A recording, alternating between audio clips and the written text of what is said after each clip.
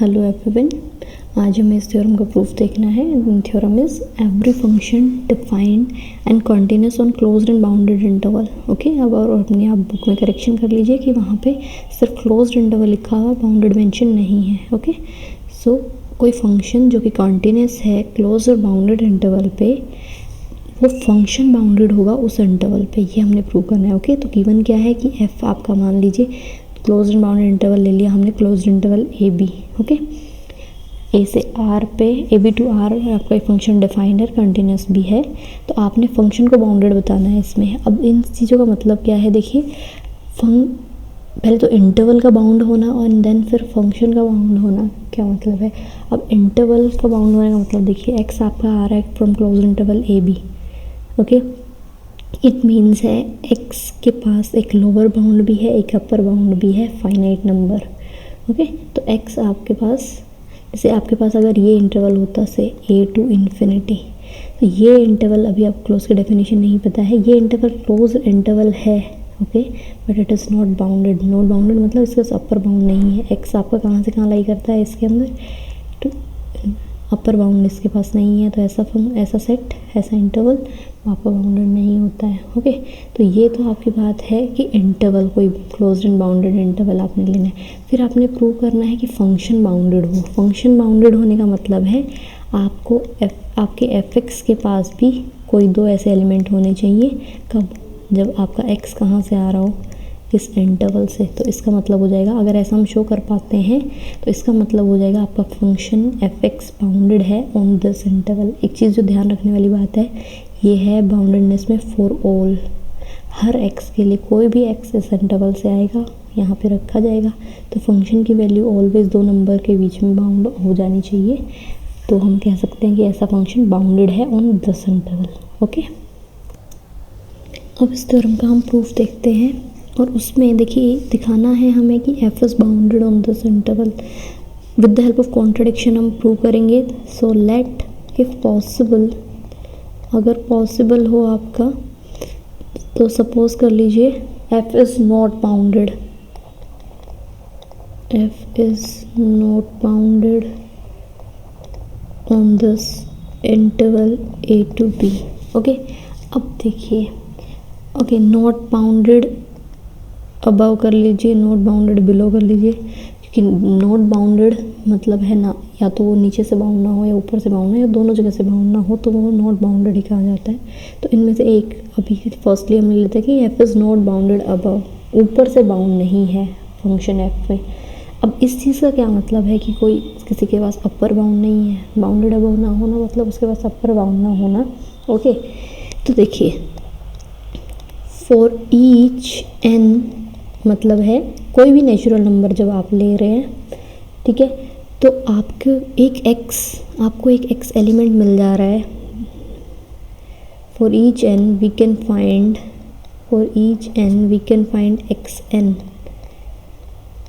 Sequence की form देने के लिए हम ये एक्स एन लिख रहे हैं। ओके, सच दैट, देखिए आपके पास, मान लीजिए आपने n, देखो ये लिखा है फॉर ईच n, कोई भी नेचुरल नंबर आप ले रहे हैं उससे बड़ी फंक्शन की वैल्यू मिल जा रही है, इसका मतलब है वो फंक्शन क्या कर रहा है, बढ़ता जा रहा है। अब आपने n मान लीजिए 100 चूज़ किया, आपने n 100 चूज़ किया, तो आपको इस इंटरवल में से कोई एक ऐसा एलिमेंट मिल जाए, ठीक है, जिसको आप फंक्शन के अंदर रखो और फंक्शनल वैल्यू उस 100 से बड़ी आ जाए, ठीक है। फिर आपने मान लीजिए n 1000 चूज़ किया, और उस 1000 के कोरस्पॉन्डिंग आपको एक एक्स एन यहाँ पे ऐसा मिल जाए, इस इंटरवल के अंदर ही एक ऐसा एलिमेंट मिल जाए जिसको आप फंक्शन के अंदर डालें और फंक्शन की वैल्यू उस 1000 से भी बड़ी मिल जाए। अगर ऐसा हो रहा है हर n के लिए, अगर ऐसा हो रहा है, इसका मतलब क्या है, ऐसा फंक्शन ज़रूर ही इन्फिनिटी को जा रहा है। ओके, मतलब बढ़ता हुआ जा रहा है, it means that function is not bounded above. और ये कब हो रहा है, फॉर ऑल n, ठीक है, कोई भी नेचुरल नंबर चूज़ कर रहे हो उसी के कोरस्पॉन्डिंग बड़ा होता जा रहा है।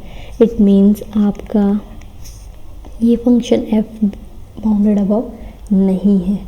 अब देखिए एक्सन के बारे में क्या कहेंगे हम, एक्सन कहाँ से आ रहे हैं, एक्सन आपके बिलोंग करते हैं दिस ए बी इंटरवल में से फॉर ऑल n, सभी n के लिए आप इसको इस तरह समझ लीजिए, इसके अंदर infinite number of real numbers है, ठीक है। उन infinite number of real numbers को हमने एक नंबरिंग देने की कोशिश कर ली एन की हेल्प से कि ये x1 कहलाएगा, ये x2 x3 लाइक दैट, ठीक है। इसका मतलब क्या है, देखिए xn इसमें लाई करने का मतलब क्या है, xn greater than a less than b for all n, her natural number के लिए। इसका मतलब क्या हो गया, इसका मतलब क्या हो गया, आपके पास xn जो सीक्वेंस है दैट इज़ बाउंडेड सीक्वेंस। अभी हमने डेफिनेशन देखी थी ना बाउंडेड की, तो xn sequence this implies sequence को हम इस तरह से डिनोट करते हैं as a bounded sequence, is a bounded sequence.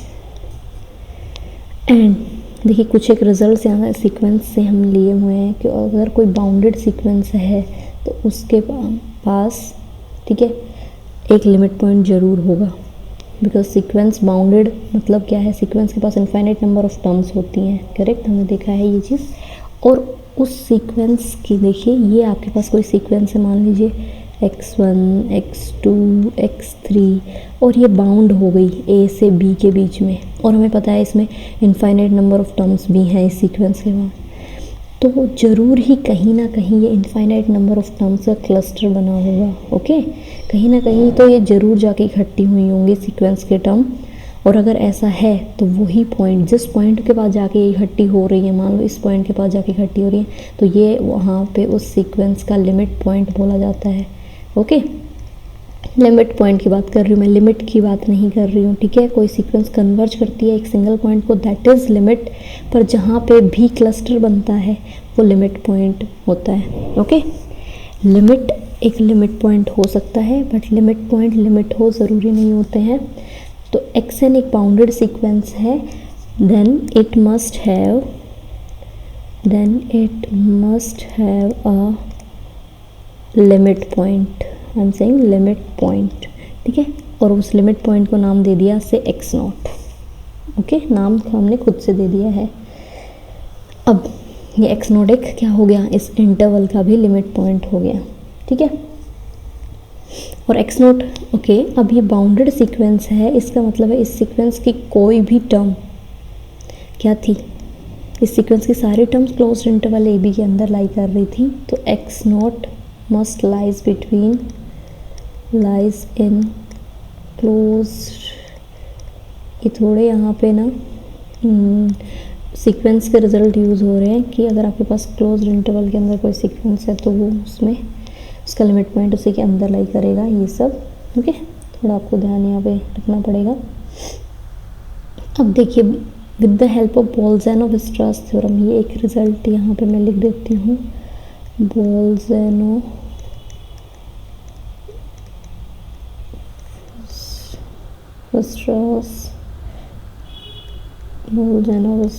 Theorem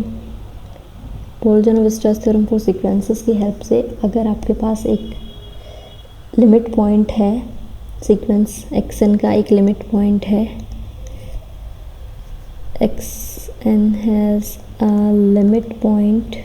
देखिए अभी तक हमने सिर्फ लिमिट पॉइंट की बात की थी, xn has a limit point से x0, सो देयर एग्जिस्ट, इस थ्योरम से देयर एग्जिस्ट अ सब सीक्वेंस, एक सब सीक्वेंस लाई करती है। और सब सीक्वेंस का मतलब क्या होता है मैं भी बताती हूँ। सब सीक्वेंस लाई करती है which converges to this point x0, okay. अब इस चीज़ को एक बार समझ लीजिए क्योंकि आपके लिए नहीं है ये। अब देखिए मैंने क्या कहा, अब मान लीजिए, देखिए ऐसे देखते हैं, हमारे पास एक सीक्वेंस है और सीक्वेंसेस से -1 रेज़ टू पावर n। अब इस सीक्वेंस की टर्म्स, फर्स्ट टर्म होगी -1, मतलब है, रिप्रेजेंट कर लेते हैं xn से, मतलब x1 यहाँ पे है, ठीक है। Second term x2, third term x3, fourth term हम देख पा रहे हैं सारी इवन नंबर ऑफ टर्म्स 1 के पास आने वाली हैं और ऑड नंबर ऑफ टर्म्स -1 के पास आने वाली हैं, ओके। तो ये आपके पास सीक्वेंस गिवन है। अब ये एक बाउंडेड सीक्वेंस है, ठीक है। कैसे, ये एक बाउंडेड सीक्वेंस, बिकॉज हमें पता है xn की सारी टर्म्स -1 और 1 के या तो बराबर है या इसके बीच में लाई करने वाली हैं, ऑब्वियसली माइनस और वन है, माइनस वन और वन है। अभी देखिए ये एक बाउंडेड सीक्वेंस है, ठीक है।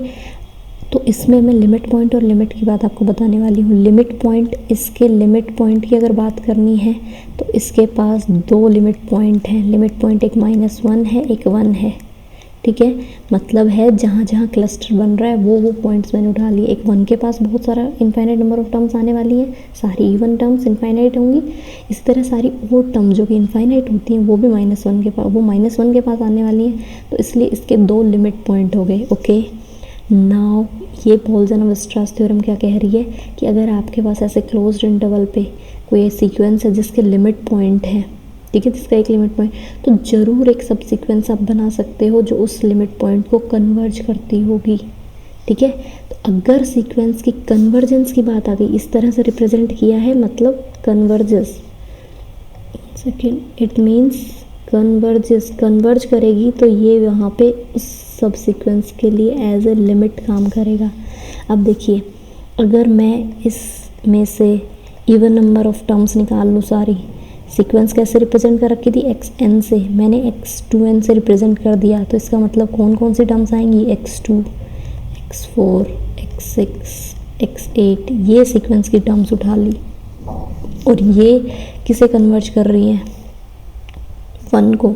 इसी तरह x2n - 1, अगर मैं ये सब सीक्वेंस उठा लूँ, मतलब ओड टर्म्स वाली अगर मैं सब सीक्वेंस उठा लेती हूँ, तो ये सब सीक्वेंस आपकी कन्वर्ज करेगी, सॉरी दिस इज 5, ये आपको कन्वर्ज कर रही है किसे, -1 को। तो ये लिमिट पॉइंट्स को कन्वर्ज करने वाली सब सीक्वेंस, ओके। इन पॉइंट्स को कन्वर्ज करने वाली कोई सीक्वेंस नहीं मिल रही है, ये सीक्वेंस xn सीक्वेंस कन्वर्जेंट नहीं है, ठीक है। इसके क्योंकि दो लिमिट पॉइंट मिल रहे हैं, इसका कोई लिमिट नहीं मिल रहा है, तो इसके लिए दो लिमिट पॉइंट मिल रहे हैं पॉल्ज़न-वेस्ट्रास थ्योरम से, तो उनके कॉरस्पॉन्डिंग कोई उस सीक्वेंस का कोई पार्ट मिल जाएगा आपको जो उन्हें कन्वर्ज करता होगा, ठीक है। तो इसी तरह से हमारे पास क्या मिल गया, अभी उस सब सीक्वेंस को xn के करके नाम हमने दे दिया, ठीक है। नाउ देखिए, अब इस xn, ओके, एक चीज़ और, सब सीक्वेंस देखिए किससे बनी है, इसी सीक्वेंस की कुछ टर्म्स उठा के ही ये सब सीक्वेंस बनी है, क्लियर है ना। तो इसका मतलब xn के जो बनी है ये ऑब्वियसली xn से बनी है। नाउ जो फर्स्ट इक्वेशन थी हमारी, फर्स्ट इक्वेशन क्या थी, f of xn is greater than n। अब क्योंकि वो हर xn के लिए थी, तो xn किसी सब सीक्वेंस की टर्म्स के लिए भी तो सेटिस्फाई होगी ना ये चीज़, इस ग्रेटर देन, सॉरी, n को मैंने रिप्लेस कर दिया n k से, for all k, her k आप जो ले रहे हो, मतलब हर सब सीक्वेंस की टर्म के लिए भी ये चीज़ सेटिस्फाई होगी, ठीक है। मतलब क्या है, ये सीक्वेंस की हर टर्म के लिए ट्रू थी, तो मैंने सब सीक्वेंस की जो कि उसी का पार्ट होती है सीक्वेंस का, वो कुछ टर्म्स मैंने वहाँ रख दी, तो उसके लिए भी ये चीज़ ट्रू हो गई। अब ये कोई ऐसी सब सीक्वेंस बन गई, दिस इम्प्लाइज ये xn k, ये क्या करेगी, डाइवर्जेस टू, जैसे ये यहाँ पे क्या हो रहा था, इसका भी कोई अपर बाउंड नहीं मिल पा रहा था, इसी तरह इसका f ऑफ xn के, इस सब सीक्वेंस का भी कोई अपर बाउंड नहीं मिल पाएगा।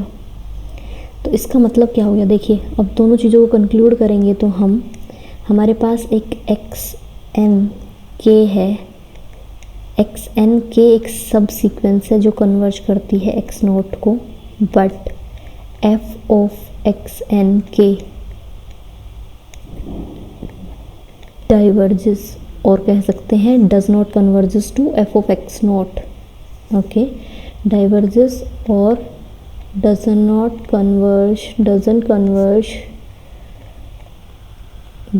Converges to f of x0।